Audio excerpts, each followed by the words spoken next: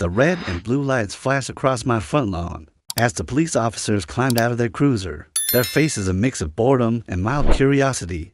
I stood there, apron still tied around my waist, a pair of tongs in one hand and a cold lemonade in the other. Behind me, my backyard was alive with the sizzle of burgers on the grill and the laughter of my friends, enjoying a perfect summer evening. Across the street, a man in his 60s with a clipboard clutched tightly to his chest and a shiny HOA vice president badge pinned to his polo shirt was pointing at my backyard like he'd just uncovered a crime scene. "Officers, shut this down now," he bellowed, his voice carrying the kind of self-righteous indignation that could wake a coma patient. "This is an illegal gathering violating at least 3 HOA regulations." I set my lemonade down on a picnic table, wiped my hands on my apron, and caught the officers exchanging a look that screamed, "Here we go again." One of them, a tall woman with a no-nonsense ponytail, pulled out a notepad, while the other, a grizzled veteran, approached me with the slow, deliberate stride of someone who'd rather be eating my burgers than dealing with this nonsense. Let me rewind and explain how I ended up with the police at my doorstep on what was supposed to be a laid-back Saturday barbecue. My name is Ethan Carter, and I moved into the Sunny Hills subdivision about 8 months ago. The house was a dream-spacious backyard, a built-in grill that was practically begging for summer cookouts, and a quiet street that seemed perfect for raising a family someday. The only catch, the Sunny Hills Homeowners Association, a group of self-appointed neighborhood overlords who seemed to think they were running a small country. I'd heard horror stories about HOA letters before, but I figured I could keep my head down and avoid trouble. Spoiler alert, I was wrong. The trouble started earlier that week when I decided to host a barbecue to celebrate my promotion at work. Nothing crazy, just a dozen friends, some burgers, a few cold drinks, and a playlist of classic rock to set the mood. I checked the HOA handbook, yes. They actually printed a 47-page manual to make sure I wasn't breaking any rules. The guidelines were a labyrinth of jargon, but I found the section on outdoor gatherings. It allowed small social events with reasonable noise levels and no more than 15 guests. Without prior approval, my barbecue fit the bill perfectly, or so I thought. On Friday, I'd sent out a courtesy email to the whole board, letting them know about the gathering. I didn't need their permission, but I figured a heads-up might keep the peace. Big mistake. Within an hour, I got a reply from Harold Jenkins, the HOA vice president and self-proclaimed guardian of Sunny Hills community standards. His email was a 500-word manifesto about the dangers of unregulated gatherings and how my barbecue could disrupt the neighborhood's aesthetic harmony. He demanded I submit a formal event permit application, complete with a detailed guest list, menu, and noise mitigation plan. I replied politely, pointing out that my small cookout didn't require a permit per the HOA rules. Harold's response? A single line. "We'll see about that." Fast forward to Saturday afternoon. The weather was perfect, blue skies, a gentle breeze, and the kind of warmth that makes you want to spend all day outside. My friends started arriving around 3 p.m., and soon the backyard was buzzing with conversation, the clink of soda cans, and the mouth-watering aroma of grilled burgers and hot dogs. I'd set up a folding table with chips, dips, and a cooler full of drinks. My buddy Mike was manning the Bluetooth speaker, keeping the volume low enough to avoid disturbing the neighbors. Everything was going smoothly until I noticed Harold Jenkins standing on the sidewalk across the street, clipboard in hand, scribbling furiously. He was dressed like he was auditing a Fortune 500 company khaki polo, pressed slacks, and that shiny HOA badge glinting in the sun. I waved politely, hoping to diffuse any tension. He didn't wave back. Instead, he marched across the street, his loafers slapping the pavement with purpose. "Mr. Carter," he said, his voice dripping with authority, "what exactly is going on here?" I flipped a burger on the grill and smiled. "Hey, Harold, just hosting a small barbecue with some friends. Want a burger?" His eyes narrowed, and he clutched his clipboard tighter. "This is an unauthorized gathering. You didn't submit the required event permit, and I can hear that music from my front porch. This is a clear violation of Section 8.3 of the Sunny Hills Community Standards." I kept my tone friendly but firm. "Harold, I checked the handbook. Small gatherings under 15 people don't need a permit, and the music's well below the noise limit. We're just having a good time." He scribbled something on his clipboard, his pen moving with the intensity of a courtroom sketch artist. "I'm documenting this for the board. you'll be hearing from us." He turned on his heel and stormed back to his house, muttering about neighborhood integrity. I shrugged it off and went back to grilling.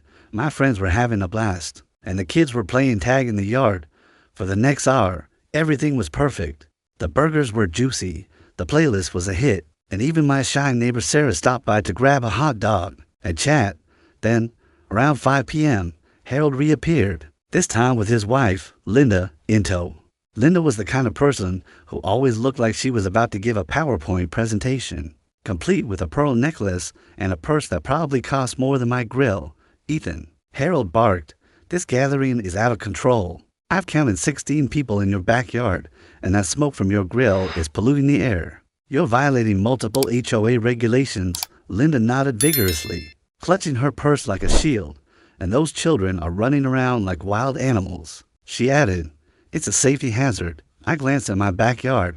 There were exactly 12 people, including me, and the kids were playing a perfectly normal game of tag. The grill smoke was minimal, barely noticeable unless you were standing right next to it.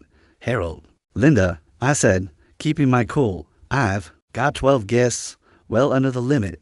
The grill is clean, and the kids are just having fun. I'm following all the rules." Harold's face turned a shade of red that rivaled the ketchup bottle on the table. "You're lying," he snapped. "I've been monitoring this event, and I know an illegal gathering when I see one. If you don't shut this down immediately, I'll have no choice but to escalate this matter." Linda pulled out her phone and started filming, narrating like she was producing a true crime documentary. "This is Harold Jenkins, HOA Vice President, documenting an unauthorized gathering at 123 Sunny Hills Drive. I tried to reason with them. Guys, let's talk this out. I sent you an email yesterday, and I'm following the rules. Why don't you join us for a burger, and we can sort this out?" Harold looked at me like I'd offered him a live snake. "Join you? This is a matter of principle. You're undermining the very fabric of this community." Linda nodded again, still filming. "We're calling the authorities," Harold declared, pulling out his phone with the gravitas of someone dialing the Pentagon. I heard him loud and clear as he spoke into the phone. 911, this is Harold Jenkins, Vice President of the Sunny Hills HOA. I need to report an illegal gathering and environmental violation in progress. Yes, it's happening right now at 123 Sunny Hills Drive. My friend stopped mid-conversation and Mike turned down the music. "Did he just call the cops over a barbecue?" my friend Jessica whispered, her eyes wide. I nodded, trying not to laugh at the absurdity. Apparently, my burgers are a threat to national security. The kids kept playing, oblivious to the drama, but I could feel the mood shifting. My neighbor Sarah looked nervous and asked if she should leave. I told everyone to stay put. This was my property, and we weren't doing anything wrong. 10 minutes later, the police cruiser pulled up. Harold and Linda were waiting on the sidewalk. Practically vibrating with self-righteous glee, Harold waved the officers over like he was directing traffic at a presidential motorcade. "Officers, thank you for coming," he said, his voice oozing with fake gratitude. "This man is hosting an illegal gathering, exceeding the HOA's guest limit, creating excessive noise, and polluting the neighborhood with grill smoke." Linda chimed in, "And those children are a danger to themselves and others." I set my tongs down and walked over, trying to keep my expression neutral. My friends were watching from the backyard, some snapping photos of their own, probably for the neighborhood group chat. The taller officer, who introduced herself as Officer Ramirez, looked at me with a raised eyebrow. "Sir, can you explain what's going on here?" I took a deep breath and started from the beginning. "Officer, I'm hosting a small barbecue with 12 friends. I checked the whole rules, and gatherings under 15 people don't need a permit. The music's low, the grill's clean, and the kids are just playing tag. Mr. Jenkins here seems to think this is some kind of criminal operation," Harold interrupted, waving his clipboard. "He's lying. I counted 16 people, and the smoke is a clear violation of our air quality standards." Linda held up her phone, showing her blurry video as if it were irrefutable evidence. Officer Ramirez turned to me. "Do you have any documentation to support your side?" I nodded and pulled out my phone, where I'd saved a screenshot of the HOA Handbook's relevant section and the email exchange with Harold. "Here's the rule about gatherings, and here's the email I sent to the HOA board yesterday.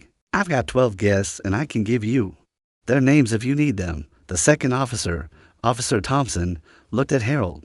"Sir, Do you have any evidence to support your claims? A copy of the whole rules? Maybe. Or proof of these violations? Harold sputtered, flipping through his clipboard. It's right here, somewhere. Section 8.3, or maybe 9.2. Linda jumped in. The smoke is obvious. You can smell it from our house. Officer Thompson sniffed the air and raised an eyebrow. Mom, I smell burgers. That's not exactly an environmental crime. I invited the officers to check the backyard themselves. They walked around, counted the guests exactly 12, and noted that the music was barely audible from the street. The kids were now eating watermelon slices, looking about as dangerous as a basket of puppies. Officer Ramirez flipped through my phone, reading the whole rules and my email. Everything checks out here, she said, handing the phone back. Mr. Carter's within his rights to host this gathering. Harold's face went from red to purple. This is outrageous. I'm the vice president of the HOA. I know the rules. Officer Thompson, who looked like he'd seen this movie before, crossed his arms. Sir, if you're so sure, let's call the HOA president or whoever oversees your board, or better yet, let's contact the city to verify these regulations. Harold's confidence faltered. That won't be necessary, he mumbled. But Officer Thompson was already on his radio, checking with dispatch about local ordinances. Meanwhile, Linda was still filming, though her narration had petered out into awkward silence. My friends were trying not to laugh, and Jessica whispered, "This is going viral on the group chat." After a few minutes, Officer Thompson returned. According to the city, there's no ordinance against small backyard gatherings or standard grill use. The whole rules Mr. Carter showed us align with that. Mr. Jenkins, do you have anything else to add? Harold opened his mouth, then closed it, looking like a deflating balloon. Linda tugged at his arm. Harold, let's just go. But Harold wasn't done. This is a conspiracy. He's undermining our authority. He shouted, pointing at me like I was plotting a coup. Officer Ramirez sighed. Mr. Jenkins, you called 911 and reported an illegal gathering and environmental violation. Those claims don't hold up. Filing a false police report is a serious offense. Harold's eyes widened, and Linda dropped her phone into her purse. False report. Harold stammered. I was protecting the neighborhood. Officer Thompson pulled out a citation book. You specifically told dispatch this was a criminal violation. That's not a mistake, that's a misuse of emergency services. Harold tried to backpedal, claiming he'd been confused and overwhelmed by the situation. Linda chimed in. He has high blood pressure. It affects his judgment. But the officers weren't buying it as Officer Thompson wrote out the citation. Harold's bravado crumbled. This will ruin my reputation, he muttered, clutching his clipboard like a life raft. I'm the vice president. Officer Ramirez handed him the citation. You'll need to appear in court on the date listed. And next time, maybe talk to your neighbor before calling 911. Linda grabbed Harold's arm and practically dragged him back across the street, her pearls bouncing with every step. My friends erupted into applause as the officers returned to their cruiser. Officer Thompson turned to me. Nice burgers, by the way. If you have any more trouble, give us a call. I thanked them, and as the cruiser pulled away, I flipped another burger on the grill, feeling like I'd just won the Super Bowl. The fallout was swift and glorious. By Monday, the neighborhood group chat was ablaze with stories about Harold's overreach. Apparently, this wasn't his first rodeo. He'd once accused the Millers of stealing his custom mailbox when they'd simply replaced their own with a similar design. He'd sent violation notices to the Patels for excessive holiday lights that turned out to be a single string of Christmas sleds. And then there was the time he'd called animal control on a neighbor's cat for trespassing on his lawn. The stories poured in, each more ridiculous than the last. On Tuesday, the HOA called an emergency meeting. I didn't attend. Burgers don't flip themselves, but my neighbor Sarah filled me in. The residents had had enough of Harold's power trips. One by one, they shared their own encounters with his clipboard-wielding tyranny. The HOA president, a mild-mannered retiree named Susan, tried to maintain order, but the room was a sea of raised hands and angry voices. When someone brought up the 911 call, the crowd erupted. He called the cops over a barbecue. One neighbor shouted, "He tried to fine me for planting roses without a permit." Another added. The vote to remove Harold as vice president was nearly unanimous, with only Linda voting in his favor. When the results were announced, Harold stood up, his clipboard trembling in his hands. "You're all making a huge mistake," he roared. This neighborhood will fall apart without my leadership, but nobody was listening. As he stormed out, his HOA badge fell off his polo and landed in a puddle of spilled coffee. Nobody bothered to pick it up. A week later, Harold's court date arrived. Sarah, who loves a good courtroom drama, went to watch. The judge was unimpressed with Harold's excuses about protecting the community and misinterpreting the rules. Filing a false 911 call wasn't just a mistake, it was a drain on public resources. Harold was fined $3,000 and ordered to complete 50 hours of community service, which Sarah said he accepted with the grace of a toddler losing a toy. His shout of $3,000 echoed through the courthouse, followed by the judge's gavel slamming. Down like a punctuation mark. Back in Sunny Hills, life got quieter. Susan, the HOA president, sent out a newsletter apologizing for Harold's overzealous enforcement and promising a review of the handbook to make it less draconian. My barbecue became the stuff of legend in the neighborhood group chat, with memes of Harold's clipboard going viral among the residents. I even got a few new friends out of it, neighbors who stopped by to thank me for standing up to him. As for Harold and Linda, they kept a low profile after the court hearing. I saw them once, power washing their driveway in silence. Harold's clipboard nowhere in sight. The following weekend, I fired up the grill again. The sun was setting. The air smelled of charcoal and possibility, and my friends were back, louder and happier than ever. I flipped a burger, took a sip of lemonade, and smiled. Sometimes, all it takes to win is a good receipt, a calm head, and a perfectly cooked patty.